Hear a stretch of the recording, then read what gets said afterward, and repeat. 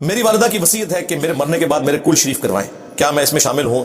یار شکر ہے ابھی آپ کی والدہ زندہ ہے۔ انہیں بتائیں کہ نبی علیہ السلام کی 3 بیٹیاں جوان شادی شدہ بچوں والی رسول اللہ کی مبارک زندگی میں فوت ہوئی ہیں، آپ نے خود جنازہ پڑھا کے اپنے ہاتھوں سے دفنایا ہے، کسی کا کل تیجا 40واں نہیں کروایا۔ تو اپنی والدہ کو یہ بتائیں کہ میں آپ کے ساتھ وہ کروں جو رسول اللہ نے کیا تھا اپنی بیٹیوں کے ساتھ، یا وہ کروں کہ جو آپ سے چندے کھانے والے مولویوں نے چیزیں جاری کی ہوئی ہیں، یہ آپ خود فیصلہ کریں، کیونکہ مر کے تو آپ نے اللہ اور اس کے رسول کی نسبت کی وجہ سے ہی آخرت میں اپنا مقدمہ لڑنا ہے نا، تو کیا منہ دکھائیں گے؟ یہ جھٹکے والی بات کیا کریں۔ لوگوں کو قرآن و حدیث تو آپ بتائیں گے جب ان کو کوئی سینس ہو، ان سے انہی کے لیول کے اوپر آ کے آپ نے بات کرنی ہے۔ دیکھیں نا، میں نے کتنی زبردست بات کی ہے۔ جب یہ انہوں نے جلسے جلوسوں کی بات کی تو میں نے ایک سمپل سوال کیا کہ یار مولا علی علیہ السلام 5 سال تک خلیفہ رہے ہیں، 5.5 سال، کوفے میں کم از کم 5 ربیع الاول کے جلوس تو انہوں نے نکالے ہوں گے، تو مجھے وہ ڈیٹا چاہیے کہ جو ربیع الاول کا جلوس نکلتا تھا حضرت علی کے دور خلافت میں، یعنی حضرت ابوبکر کو اگر نہیں پتا چلا تو حضرت عمر کو پتا چل گیا، حضرت عمر کو نہیں پتا چلا حضرت عثمان، چوتھے خلیفہ راشد تک، اور وہ خلیفہ جو تینوں خلفاء کے ساتھ رہا، کوئی دین کی چیز چھپی نہیں رہی تھی، تو انہوں نے جو کوفے میں جلوس نکالا میلاد کا، اس میں مہمان خصوصی کس کو بناتے تھے؟ وہ پانی کی سبیل کے اوپر عمار ابن یاسر کی ڈیوٹی ہوتی تھی یا حسن ابن علی کی ہوتی تھی؟ ہاں جی بتائیں نا۔ اور لنگر وہاں پہ مالک اشتر تقسیم کر رہے ہوتے تھے یا حسین ابن علی تقسیم کر رہے ہوتے تھے؟ آپ یہ باتیں بولنا شروع کریں، ان کی بوتیاں دیکھیں، اردو تو نہیں سی ہوندا جی، اچھا اردو نہیں سی ہوندا، ہوں جو نہیں کردا او گستاخ ہویا، جڑا کر رہا او گستاخ ہویا، جڑا نہیں کر رہا او گستاخ ہویا۔ ہم آپ کو گستاخ نہیں کہتے، لیکن کم از کم ہمیں تو نہ کریں۔ یہ جو آپ کی بوتیاں لٹکی ہوئی ہیں نا، اب اس طرح جو بات سمجھ آتی ہے، تو اس میں اپنی والدہ کو اس طرح بات بتائیں کہ نبی علیہ السلام کی 3 بیٹیاں فوت ہوئیں، سیدہ زینب، ام کلثوم اور سیدہ رقیہ علیہم السلام اجمعین، اور آپ نے ان کا جنازہ پڑھایا، خود دفنایا، نہ کسی کا مزار بنایا، نہ کسی کا کل تیجا 40واں۔ ہاں رہ گیا ایصال ثواب، وہ تو قرآن میں حکم ہے، سورۃ الحشر کی آیت نمبر 10 میں، ربنا اغفر لنا ولاخواننا الذین سبقونا بالایمان۔ اہل ایمان کی نشانی ہے کہ جو ایمان کی حالت میں ان سے پہلے لوگ رخصت ہو گئے ہیں، ان کے لیے دعائیں مغفرت کرتے ہیں۔ وہ صحیح مسلم میں حدیث ہے، آپ قبرستان جب بھی جائیں آپ نے دعا مانگنی ہے، السلام علیکم اہل الدیار من المؤمنین والمسلمین وَإِنَّا إِن شَاءَ اللَّهُ بِكُمْ لَلَاحِقُونَ نَسْأَلُ اللَّهَ لَنَا وَلَكُمُ الْعَافِيَةَ۔ مسلم شریف میں حدیث ہے، میں تمہیں حکم دیتا ہوں قبروں پہ جاؤ تاکہ آخرت کی یاد آئے۔ تو سب کچھ کرنا ہے۔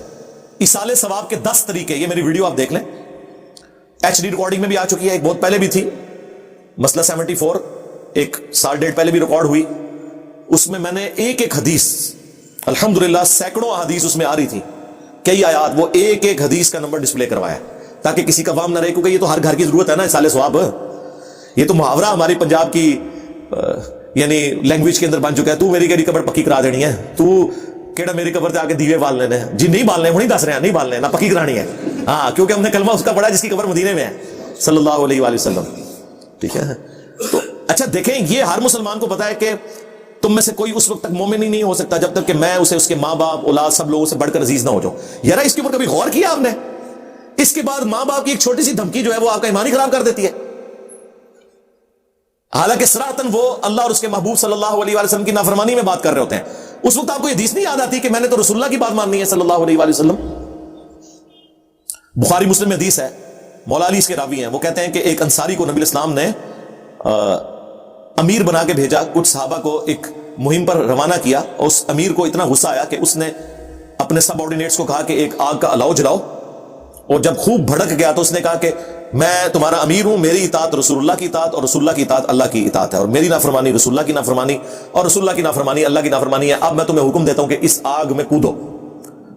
تو وہ انفی ہوتے تو شاید کود ہی جاتے ہیں، ویسے انہوں نے نہیں کودنا، ایک گالی کر دیں تقلید دی۔ تو انہوں نے کہا کہ ہم آگ سے بچنے ہی کے لیے تو رسول اللہ کے دامن کرم میں آئے تھے، تو پھر ہمیں آگ میں پھینک رہا ہے، تو ہمارا امیر ہے لیکن تیری یہ بات نہیں مانیں گے۔ واپسی پہ جب نبی اسلام کی خدمت میں یہ مقدمہ پیش ہوا تو بخاری مسلم کے الفاظ ہیں، نبی اسلام نے فرمایا اگر تم اس آگ میں کود جاتے تو سیدھا جہنم کی آگ میں جا کے نکلتے۔ اللہ کی نافرمانی میں مخلوق کی اطاعت نہیں ہے، مخلوق کی اطاعت صرف معروف میں ہے، منکر میں نہیں ہے۔ میں دودھ نہیں بخشوں گی، تو داڑھی رکھ لی، ہاں تجھے تو پتہ بھی نہیں ہوگا کہ بچہ کیسے پیدا ہو گیا، تیرے دودھ کی کیا اوقات ہے۔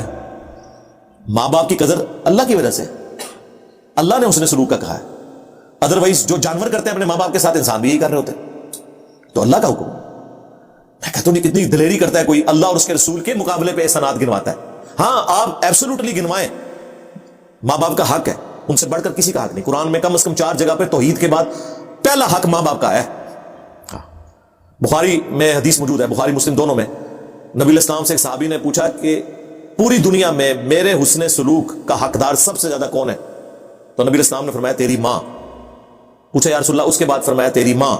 پوچھا اس کے بعد؟ فرمایا تیری ماں. پوچھا اس کے بعد؟ فرمایا تیرا باپ. یعنی پہلے 3 حق ماں کے اور چوتھا باپ کا. یہ تو مطلب اس سے تو انکار ہی نہیں ہے. قرآن میں اف تک نہیں کہنا. لیکن اللہ اور اس کے محبوب علیہ السلام کے مقابلے کے اوپر ان کی بات کو ماننا، پھر ایک کافر اور مسلمان میں کیا فرق رہ گیا؟ تو یہ صرف نعرے لگانے کے لیے، حرمت رسول پر جان بھی قربان ہے. فجر کی نماز قبول نہیں ہے، داڑھی رکھنا قبول نہیں ہے، حجاب کرنا قبول نہیں ہے، لوگ آرتھوڈاکس کہیں گے. تو پھر کیا تم نے کلمہ پڑھا ہے؟ کس نبی کو مانا ہے؟ کس اللہ کو مانا ہے؟ اپنے نفس کی پیروی کر رہے ہو. تو یہ اپنی اماں کو بتائیں کہ جی وہ گل ود گئی اماں جی، ہاں، اور یہ کوئی لحاظ نہ کیا کرے، یہ چھوڑ دیں کہ جی ابھی دل رکھنے کے لیے کوئی بات کر دو. کیوں؟ آخرت برباد کر رہے ہیں. آپ کسی چھوٹے بچے کو اس کا دل رکھنے کے لیے ایک تیز چھری ہاتھ میں پکڑا دیں گے، آپ غصے سے بھی چھیننی پڑی نا، اسے ایک لگانی بھی پڑی چھینیں گے، کیونکہ آپ کو پتا ہے کہ یہ نقصان کر بیٹھے گا. اور دین کے معاملات جو آخرت میں اس سے بڑا عذاب ہونے والا ہے، اس کے معاملے میں آپ کمپرومائز کر لیتے ہیں. سیدھے ہو جاؤ، ٹھیک ہے. ہاں احترام کے دائرے میں، اور ایک طریقے سے بات کرنے کریں کہ آپ کے ساتھ وہ کریں گے جو رسول اللہ نے اپنی بچیوں کے ساتھ کیا، بس جو صحابہ کرام نے اپنی بیویوں کے ساتھ کیا ان کے مرنے کے بعد.